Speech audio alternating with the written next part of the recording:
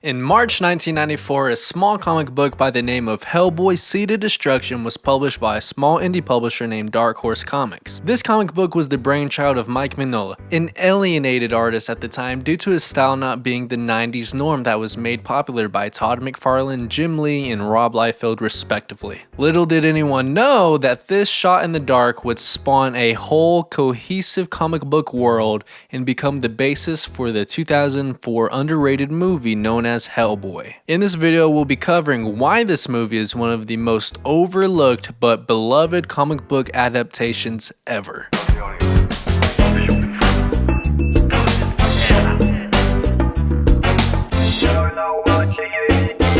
Mike Mignola is pretty well known for working and taking risks with smaller companies and people when it comes to his work. After all, Dark Horse did the same with him. So after talking to Del Toro about Hellboy and their love for misunderstood creatures, they agreed to work on a script loosely based on Seed of Destruction and shop it around to movie studios to see if it would be made. Most studios didn't like the pitch due to disliking the title, the script, and the fact that an out-of-prime Perlman was casted as Hellboy. Studios want other actors such as Vin Diesel and even Jeremy Renner to play the title role. Del Toro stuck to his guns and sided with Perlman every time, as they worked with Del Toro on his first movie, Kronos. So they had a good relationship and knew Perlman would be the perfect fit. Perlman is the perfect casting for Hellboy. I believe there's only a few perfect castings ever done in Hollywood history. Robert Downey Jr. as Iron Man, Hugh Jackman as Wolverine, and then there's Ron Perlman as Hellboy. His delivery in this movie is always great. The way he expresses himself with heavy makeup is no short of amazing. When I first think of Hellboy live action movies, he will always be the one I think of first. David Harbour wasn't bad per se,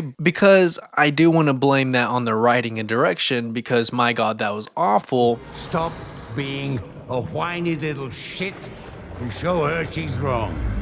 David Harbour will just not even be close to him. The voice is iconic, and it's what I hear when I read Hellboy comics, and I'm pretty sure a lot of people do the same. In the movie, I'm not a big fan of how childlike Hellboy can come off as sometimes. He is a very serious character who's more of a wise guy, for lack of a better term. In the comics, he comes off as a dad who's always super inconvenienced and says something funny just to make the situation just a little lighter. There are some moments where he's like that, and I love those, but there are times where he can come off as I'm the Banff main character who always has to say something witty and cool, one-liner, huh? He's definitely more like a teenager who has an ego problem and is super jealous. That is really due to the writing in this movie, and to me, I don't like that part as much, but overall, it's still a great performance and a different take on this character. The masterful Doug Jones plays the great Abe Sapien, at least body performance-wise. They had David Hyde Pierce voice Abe Sapien due to wanting a bigger name on the credits, but after realizing how great of a performance Doug Jones did, David Hyde Pierce requested not to be credited as he believed Abe was entirely Doug's creation and did not want to detract any spotlight or credit to his performance, which is why Abe is fully acted by Doug in the sequel. Now, as for Abe Sapien, the performance was masterful, and I know Jones went through hell to put on the makeup, but the common occurrence in this movie is making every main character be a little bit more softer and childlike than their comic book counterpart, and it does come off as weird and very different if you read the comics after watching this movie. In the comics, Abe is a pretty confident guy who can handle himself pretty well, but in this movie he comes off as a lesser, weaker person in his team and is just solely the brains. Now, I know this was done on purpose to make each character vulnerable, as it is hard to relate to characters that look nothing like you, but I believe this is where Del Toro was at with his writing. Not to say it's terrible, but he definitely got better with this problem in the sequel and in later movies such as The Shape of Water. Liz Sherman is played by Selma Blair. I think she does give a great performance as someone who is scared of their abilities and scared to hurt the only family she has left, but at the same time she just wants to be normal. Hellboy and Liz have a good dynamic comic in this movie. Both just want to be accepted by the outside and perceived as normal, but they're both different and won't ever be normal. So they have common ground about what they want, but Liz doesn't want to be accepted in the way Hellboy does. So he's really just a constant reminder that normal will never be actually normal. This is where the audience stand-in John Myers comes into play. Now,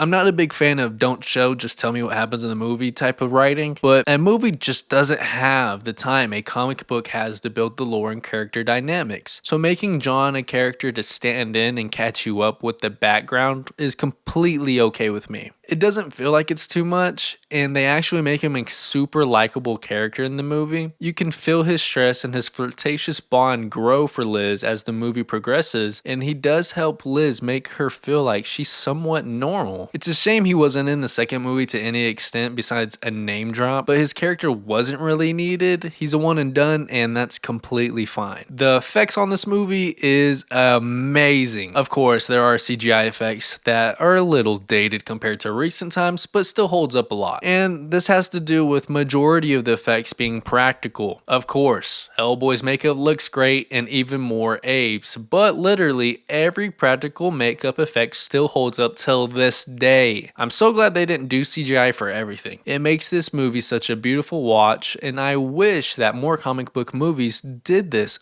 Marvel. It's one thing I love about Del Toro because you know his practical effects will always be top tier in his movies. Now, we know I love superhero movies that aren't really superhero movies. This does have a big action type scenes in here, but that's not the core nor what I care about when it comes to this movie. It's someone being presented their destiny and what they're made to do, but walking off that path laid for them and cutting their own way. Del Toro, such as Tim Burton, has a love for making misunderstood monsters, making them more vulnerable and empathetic to their struggles with audiences. This isn't a super faithful rendition of the character in the source material, but that was done on purpose. Mike Mignola wanted this to be separate from his take on it and wanted this to be Del Toro's vision of Hellboy. Even though reportedly part of the reason the third movie got canned was because Mike didn't like how people were confusing the two versions and didn't like Del Toro was going with the sequel. As general audiences tend to believe, the movie version is the definitive character and is just how they are in the comic books. So,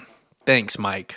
You meanie. This movie is what started my love for Hellboy. It's one of the earliest memories I have of watching a movie with my brother and actually getting to spend time with him and just relate. I remember being at my grandma's watching both movies together side by side, eating Little Caesars and drinking Mountain Dew. It's a memory I hold really dear to my heart. Watching movies is always how I've bonded with almost all my siblings and even my parents. Whether it's watching all the Nightmare on Elm Street movies with my mom or Friday the 13th and Star Wars with my dad. Movies and moments like those will always be remembered with me. Watching this with my brother led me to reading and being obsessed with Hellboy comics, loving Mike Mignola's art style, and leading me to making this video. Hellboy is what modern superhero movies should be. It can be lighthearted and not be fully faithful to the comic book or source material, but it can have fun and still be respectful of everything that's came before it. Because of this movie, Hellboy is in my top 3 favorite superheroes of all time,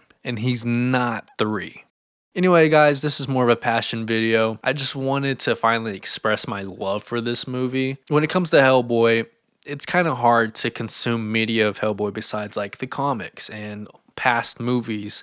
Definitely not the David Harbour one, no. But our selection is very limited when it comes to Hellboy. It kind of sucks because there's just not much out there. He's not as popular as Batman. He's not as popular as Spider-Man. He's not as popular as Superman, even though I think he is one of the greats and should be in those leagues. But he's just not appealing to everyone. So hopefully this video will get you to watch the old Hellboy movies. Maybe watch the new one if you're, I don't know, crazy. But maybe it gets you into reading all the comic books, which is a very great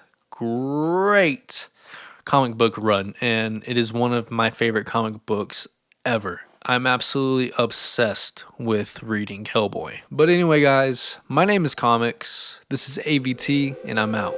Peace.